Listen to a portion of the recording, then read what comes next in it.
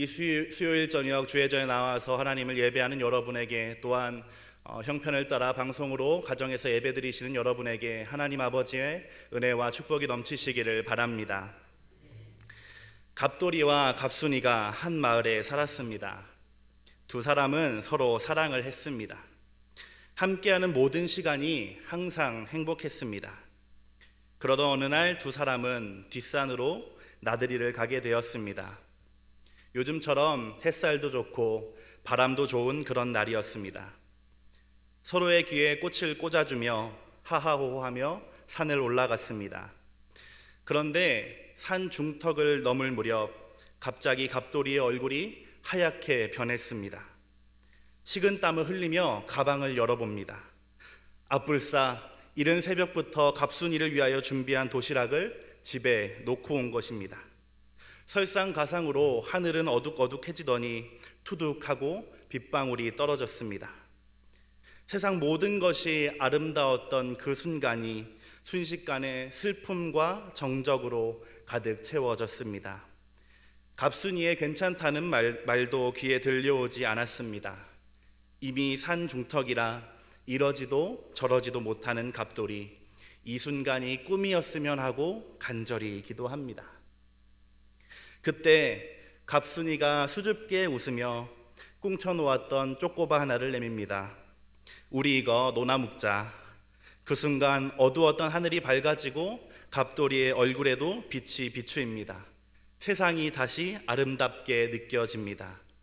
갑순이가 갑돌이를 사랑하는 마음으로 내어놓은 쪼꼬바 하나 때문에 일어난 일입니다. 오늘 본문은 요한복음 6장 1절에서 15절 오병이어 이야기입니다. 해질 무렵 텅 비어있던 들판이 기쁨이 넘치는 풍성한 잔칫집이 되었습니다. 그날 그곳에서는 어떤 일이 있었던 걸까요? 함께 살펴보도록 하겠습니다. 말씀의 제목은 빈 들에서 잔칫집으로입니다. 예수님은 요단강에서 세례를 받으신 후에 비로소 공식적인 활동을 시작하셨습니다. 공생애라고 부르는 3년 동안 예수님의 사역은 크게 세 가지였습니다. 그 세 가지는 선포와 가르침과 병고침입니다. 먼저 예수님은 하나님 나라의 복음을 선포하셨습니다. 때가 찼고 하나님의 나라가 가까이 왔으니 회개하고 복음을 믿어라. 이것이 예수님의 선포의 내용이었습니다. 하나님의 나라, 하나님의 주권과 통치가 가까이 왔다. 이제 곧 임할 것이다. 이것을 깨달은 사람들은 회개하고 하나님 나라의 복된 소식, 기쁜 소식을 믿으라는 것입니다. 예수님은 때로는 토론과 또 비유와 대화로 하나님 나라를 설명해 주셨습니다. 두 번째 사역은 그렇게 선포하신 하나님 나라에서 살아가는 방법을 가르치신 것입니다. 하나님 말씀대로 사는 것은 무엇인지, 믿음을 지키며 사는 자에게는 어떤 일이 일어나는지, 지금 우리가 살아가는 삶에 나타나는 하나님의 은혜와 역사는 어떤 것인지를 알려주신 것입니다. 예수님의 세 번째 사역인 치유 사역은 하나님은 어떤 분이시며 하나님의 나라는 어떤 곳인지를 단적으로 보여줍니다.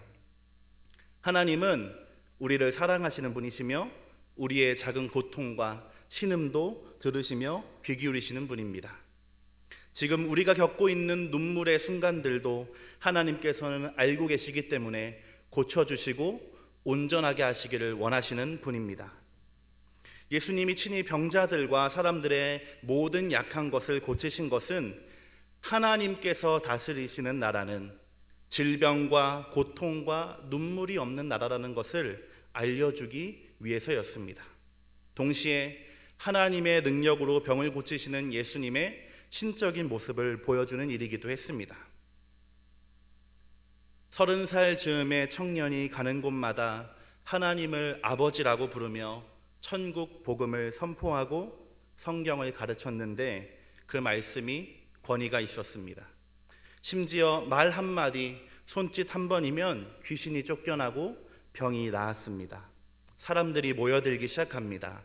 지금도 아마 병을 고치기 위해서라면 전국을 찾아다니고 천문학적인 금액도 쉽게 지불할 것입니다. 2000년 전 이스라엘 사람들도 더하면 더했지 지금과 다르지 않았습니다. 다만 지금보다 먹고 살기가 빠듯하여서 병을 고치기 위해 지불할 돈이 없다는 것이 문제였습니다.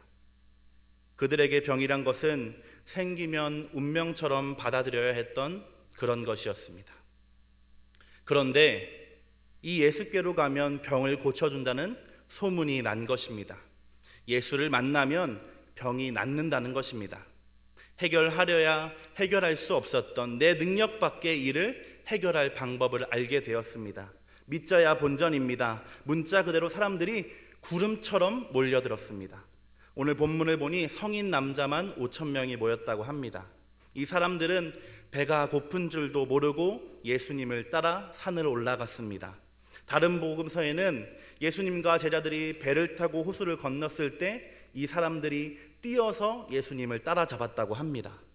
엄청난 열정입니다. 그런데 이런 열정으로 예수님을 따랐던 사람들에게는 한 가지 문제가 있었습니다. 그들의 관심이 예수님의 관심과 그들의 생각이 예수님의 생각과 같지 않았다는 것입니다. 앞서 예수님께서 사람들의 병을 고쳐주신 이유는 하나님의 사랑을 나타내기 위함이고 하나님의 나라가 어떤 곳인지를 보여주기 위해서라고 했습니다. 그런데 지금 예수님을 따라오는 수많은 무리들의 관심은 그것과는 전혀 상관이 없습니다. 1절과 2절입니다. 함께 읽어보도록 하겠습니다. 그 후에 예수께서 디베랴의 갈릴리 바다 건너편으로 가시매 큰 무리가 따르니 이는 병자들에게 행하시는 표적을 보았음이로라. 아멘. 사람들이 예수님을 따라온 이유는 단지 기적을 보았기 때문이었습니다. 못 고치는 병이 없다고 소문한 예수가 신기하고 궁금해서 따라왔던 것입니다. 병을 고치는 그 순간을 눈으로 보기 위해서 찾아온 것입니다. 어떤 사람들은 실제로 자신의 문제, 자신의 병을 낫기 위하여 예수님을 따라왔습니다. 예수님이 아니라 예수님의 능력에, 예수님이 아니라 예수님이 베푸시는 기적에만 관심이 있었던 것입니다. 물론 이렇게 예수님께 나온 것 그 자체도 잘하고 귀한 일입니다. 그러나 예수님을 따른다는 것은, 예수님을 따라간다는 것은 그것이 전부여서는 안 됩니다. 오늘 이것이 사람들이 가지고 있었던 문제였습니다. 속된 말로 콩고물을 얻기 위해서 예수님을 찾아온 것은 예수님을 따르는 것이 아닙니다. 예수님이 행하시는 능력만을 보기 위해서 예수님을 찾아온 것은 서커스단의 묘기를 보기 위한 발걸음과 크게 다르지 않습니다. 왜냐하면 예수님을 따른다는 것은 언제나 누구나 자기 자신의 십자가를 지고 내 생각과 뜻이 아니라 하나님의 뜻을 따라가는 길이어야 하기 때문입니다. 예수님을 따라간다는 것은 언제나 누구나 예외 없이 자기 자신의 십자가를 지고 내 생각과 뜻이 아니라 하나님의 뜻을 따라가는 것이 예수님을 따른다는 것의 진짜 의미이기 때문입니다. 그래서 성경 속의 사람들, 교회 역사 속의 수많은 하나님의 사람들에게는 한 가지 공통점이 있습니다. 바로 예수님을 따르기 위하여 자기 자신의 가장 귀한 것을 버리고 포기했다는 것입니다.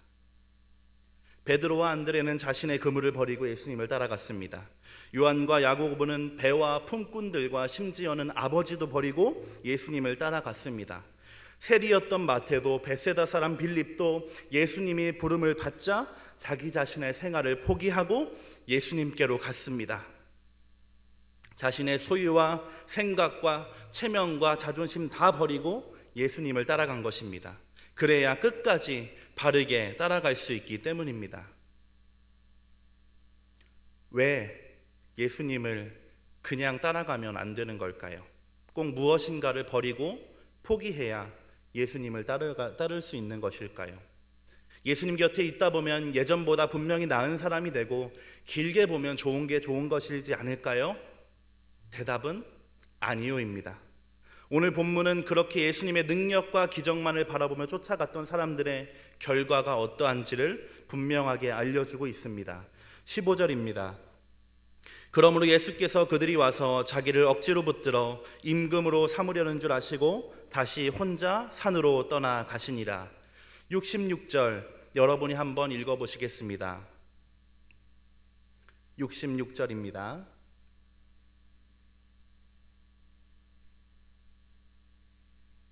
시작. 그때부터 그의 제자 중에서 많은 사람이 떠나가고 다시 그와 함께 다니지 아니하더라. 아멘. 자신의 목적을 이루기 위해서 자신의 생각대로 예수님을 믿는다고 따라왔던 사람들은 예수님의 생각과 관심과는 전혀 다른 행동을 하기 시작합니다. 놀라운 기적을 베풀어 우리에게 먹을 음식을 준 저 사람을 우리의 왕으로 삼으면 배고플 일 없겠다 생각한 것입니다. 예수님을 임금 삼으려고 합니다. 예수님을 단지 자신들의 필요를 채워주는 램프의 요정 정도로 생각한 것입니다. 뿐만 아니라 후에 예수님께서 이 오병이어의 기적의 의미를 설명해 주시자 제자였던 사람들까지도 예수님을 떠나가고 다시는 예수님과 함께하지 않았다고 기록되어 있습니다. 예수님과 사람들의, 예수님과 무리들의 생각과 관심이 전혀 달랐기 때문에 일어난 일입니다. 우리가 잘 알고 있는 이 오병이어의 기적은 단순히 많은 사람들이 먹고 행복했더라고 하는 동화가 아닙니다. 오늘 예수님은 이 사건을 통하여 수많은 무리들에게 또한 제자들에게 예수를 따른다는 것이 어떤 것인지를, 제자의 길이 어떠한 것인가에 대하여 설명해 주고 계신 것입니다. 예수님을 따른다고 수만 명의 사람들이 모여들었지만 사람들의 관심은 예수님의 관심과 전혀 달랐습니다. 그 중에 진짜 제자, 그 중에 정말 예수님을 따라갈 사람들은 참으로 드물었습니다. 성도 여러분, 저와 여러분은 어떻습니까? 우리는 우리의 생각과 관심을 예수님께 맞추기 위하여 기도하며 애쓰고 있습니까? 오늘 말씀이 예수님을 따른다는 것의 의미를 다시 한번 생각하게 되는 귀한 계기가 되기를 소망합니다. 예수님은 그렇게 자신을 따라온 사람들을 둘러보셨습니다. 마가복음에는 그 큰 무리를 보며 불쌍히 여기셨다고 기록되어 있습니다. 적게 잡아도 10,000명이 넘는 사람들이 말씀을 듣기 위해 또 기적을 경험하기 위하여 예수님을 찾아왔습니다. 어느새 날이 저물었습니다. 제자들이 이렇게 말합니다. 선생님, 이곳은 빈들이고 이미 날도 저물었으니 저 사람들에게 마을로 가서 요기를 하고 오라고 하시지요. 아주 지혜로운 생각입니다. 더 늦기 전에 사람들을 돌려보내어 밥을 먹게 하고 내일 다시 모이자고 광고를 하면 되는 일입니다. 아마도 이 말을 한 제자는 칭찬을 받을 생각에 들떠 있을지 모릅니다. 그러나 예수님의 생각과 관심은 이 12명의 제자들과도 달랐습니다. 예수께서 말씀하십니다. 너희가 먹을 것을 주어라. 참 당황스러운 일입니다. 100명도 200명도 아니고 10,000명이 넘는 사람들입니다. 선생님, 어디에서 먹을 것을 구해서 사람들에게 주겠습니까? 그리고 그 비용을 또 어떻게 감당하고요? 한 입씩만 먹어도 수천만 원이 드는 큰 일입니다. 제자들은 아주 이성적이고 합리적인 대답을 했습니다. 앞에 계신 분이 예수님이 아니었다면 100점 만점에 100점짜리 대답이었을 것입니다. 그때 저쪽에서 안드레가 한 아이의 손을 잡고 걸어옵니다. 선생님, 이 아이가 선생님께 드릴 것이 있다고 합니다. 초등학교 고학년쯤 되는 어린아이입니다. 손에 있는 것을 받아보니 작은 도시락이었습니다. 당시에 가장 흔하고 저렴했던 보리떡이 5개, 조그마한 물고기가 2마리가 들어있습니다. 딱 보아도 아이 혼자서 먹으라고 어머니가 싸준 도시락이었습니다.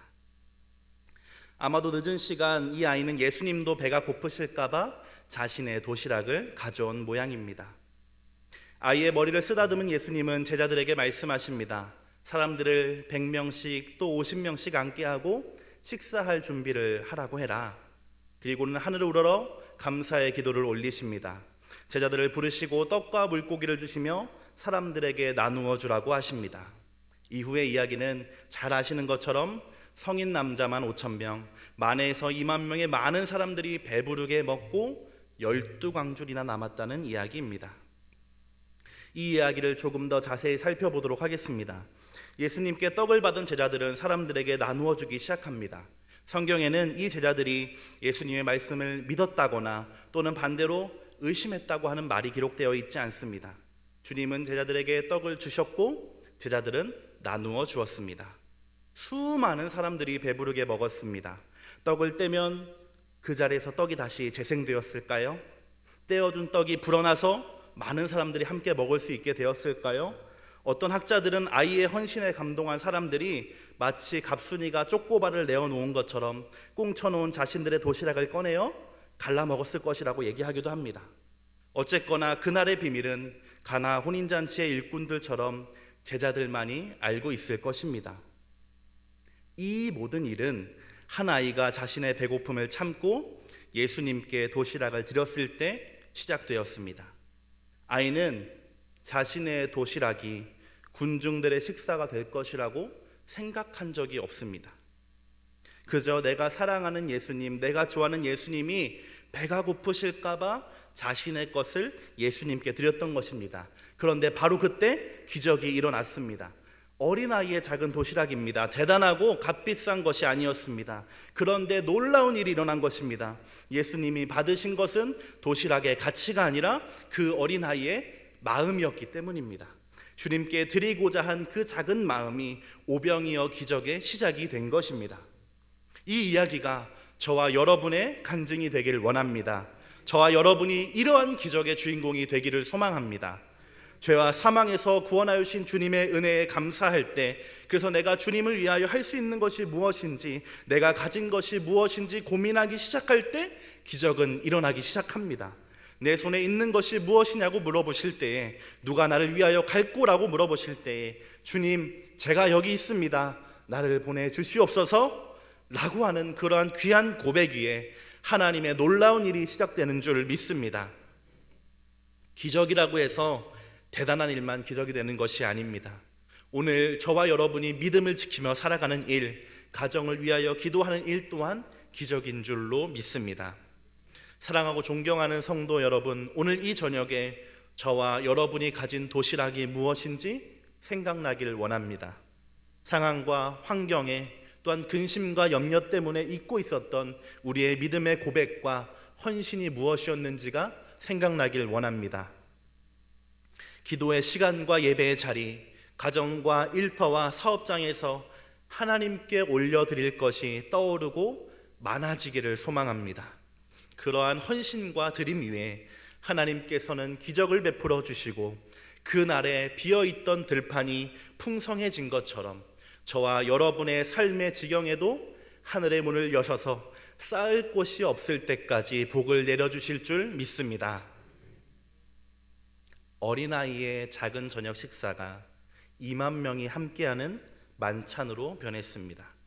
늦은 저녁에 텅 비어있던 들판이 풍성한 잔치집이 된 것입니다.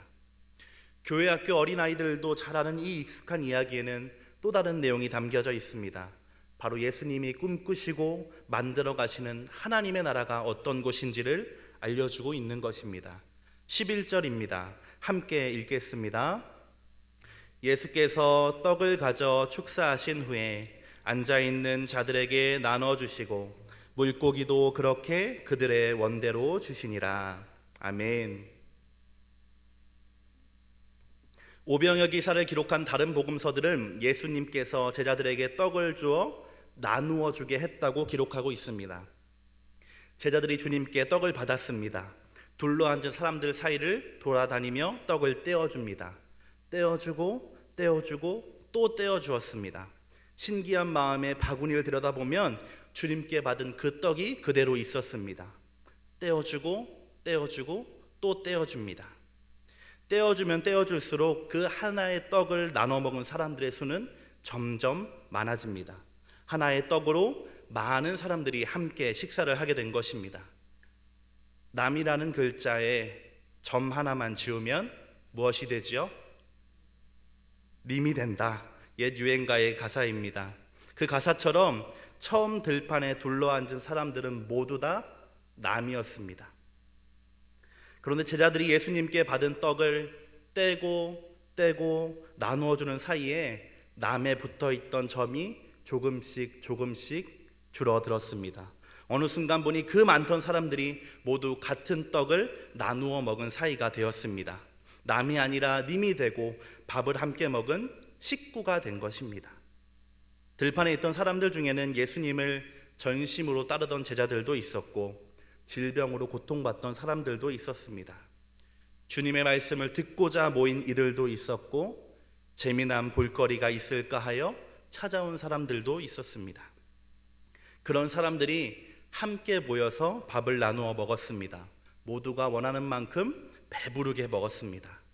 믿음의 정도도 믿음의 모양도 달랐지만 그 순간에 한 식구 가족이 된 것입니다. 또한 예수님은 식사를 위해 감사의 기도를 드리셨습니다. 주신 음식에 대한 감사이며 하나님 아버지께 영광을 돌리는 기도였습니다. 또한 이 기도는 유대인의 가정에서 드려졌던 아주 일반적인 식사 기도와 같은 기도였습니다. 아버지가 자녀들과 가족들을 대표해서 기도합니다. 하나님을 찬양하고 베풀어 주신 음식과 은혜에 감사하는 기도를 드리는 것입니다. 오늘 수만 명의 사람들이 함께 모인 식사 자리의 대표 기도자는 예수님입니다. 예수님께서 모여있는 사람들을 대신하여 또한 대표하여 기도하셨습니다. 그리고 떡을 나누어 주십니다. 빈 들판이 가족의 식탁으로 변하고 예수님을 가장으로 모시는 한 가족, 형제 자매가 되는 순간입니다. 예수님께서 꿈꾸시고 만들어 가시는 하나님의 나라는 모두가 가족이 되는 나라입니다. 나와 너라는 호칭이 아니라 우리라는 이름으로 하나가 되는 나라입니다. 피를 나눈 것은 아니지만 그보다 더 진한 십자가로 맺어진 자매와 형제, 가족이 되는 것입니다. 성경은 그러한 가족들, 그러한 모임을 교회라고 부릅니다. 온 가족이 함께 모이는 날은 명절이고 결혼이고 돌과 같은 잔칫날입니다. 그간의 안부를 묻고 서로를 축하하며 축복합니다. 한 상에 둘러서 먹고 마시면 기쁨은 더하여 2배가 되고 슬픔은 나뉘어져 절반이 되는 것이 가족입니다. 8천의 가족 여러분, 우리 교회가 그런 교회가 되기를 소망합니다. 함께 모이는 것이 기쁨이 되고 서로의 존재가 위로가 되는 그런 교회가 되기를 소망합니다. 어려운 중에도 모이기를 힘쓸 때에 은혜를 나누고 또한 함께 기도하는 살아있는 교회, 하나님의 은혜가 넘치는 잔치집과 같은 교회가 되기를 간절하게 바랍니다. 올해 여러 가지 어려운 일들로 모이고 교제하는 것이 어렵게 되었지만 2020년은 함께하는 해입니다. 그 말씀처럼 올해가 더욱더 하나됨을 위하여 애쓰고 하나됨의 기쁨이 넘치는 한 해가 될 줄로 믿습니다. 예수님께서 꿈꾸시는 나라는 너와 내가 우리가 되어 모일 때마다 잔치집이 되는 나라입니다. 지금까지 요한복음 6장의 오병이어 기사를 통하여 잔치집으로 변한 빈들에서 어떤 일이 있었는지를 함께 살펴보았습니다. 빈들에서 예수님을 따르는 수많은 사람들이 있었습니다. 다들 배를 따라잡을 만큼 열심히 있었지만 무리의 관심과 예수님의 관심이 같지 않았습니다. 사람들은 예수님이 베푸실 기적과 능력에만 관심이 있었기 때문입니다. 그러나 예수님의 관심은 진짜 그리스도인은 누구인지, 진짜 제자로 살아갈 사람은 누구인가 하는 것에 있었습니다. 그날 들판은 제자들을 가르치는 학교였고 제자됨이 드러나는 시험장이었던 것입니다. 이 말씀은 오늘날 예수님을 믿고 따르는 우리에게도 동일한 질문과 점검을 합니다. 나는 정말로 예수님 그분 자체를 믿고 따르는 그리스도인인지, 예수님을 따르기 위하여 십자가를 지는 제자인지 하고 우리에게 질문하고 있는 것입니다. 오늘 이 말씀에 우리 모두가 네 라고 대답할 수 있게 되기를 바랍니다. 수만 명의 사람이 모였고 그 중에 12명의 제자들도 있었지만 정작 예수님만을 바라본 것은, 예수님과 생각이 같았던 사람은 단 한 사람뿐이었습니다. 10살이 조금 넘었을 어린아이입니다. 이름도 기록되지 않은 이 어린아이만이 예수님께 자신의 소중한 것을 드렸고 그 드림이 기적의 시작이 되었습니다. 성경 중에 이름이 없는 인물이 등장하는 것은 그 인물에 자신을 대입해 보라는 권유라고 합니다. 오늘 이 아이에게 저와 여러분의 모습을 대입해 보기를 바랍니다.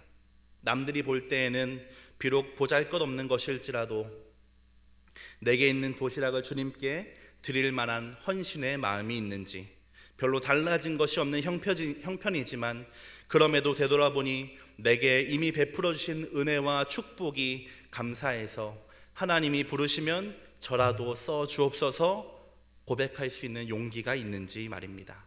그래서 받은 복을 세어볼 때 감사와 감격이 넘쳐나고 드리는 것이 기쁨이 되기를 바랍니다. 그리고 그 위에 하늘의 기적과 하늘의 은혜가 임하여서 날이 가면 갈수록 더욱 드릴 것이 많아지는 저와 여러분 되기를 바랍니다. 예수님께서 빈 들판에서 오병이어에 기적을 베푸신 또 다른 이유는 하나님의 나라는 이런 곳이다 하는 것을 가르쳐주기 위해서였습니다. 예수님이 꿈꾸고 만들어 가시는 하나님의 나라는 어떤 곳입니까? 모두가 한 상에 둘러서 먹고 마시는 식구가 되는 나라입니다. 떡을 떼어주다 보니 점 하나가 지어져 남에서 님이 되는 그러한 나라입니다. 마침 이 기적이 있었던 날은 유월절이 얼마 남지 않은 때였습니다. 즉 지금 함께 나누어 먹는 떡과 물고기는 성찬의 떡과 잔의 예고편과 같은 것이었습니다. 십자가로 만들어질 새로운 공동체, 새로운 가족은 떡과 물고기를 나누어 먹었던 것처럼 예수님의 몸과 피를 나눔으로 하나가 되는 생명 공동체이고 십자가로 맺어지는 언약의 공동체, 교회라고 알려주시는 것입니다. 우리 교회도 그 공동체 중에 하나입니다.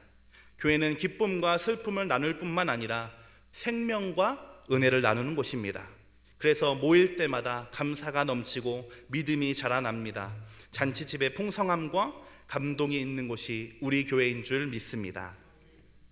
그리스도 안에서 자매와 형제이며 가족이신 활천의 성도 여러분, 오늘 말씀을 통하여 적은 것을 드릴지라도 크게 받아주시며 그 작은 헌신을 통하여 큰 무리를 먹이시고 한 가족이 되게 하시는 하나님을 온전히 믿고 신뢰함으로 따라가는 저와 여러분 되시기를 간절하게 소망합니다.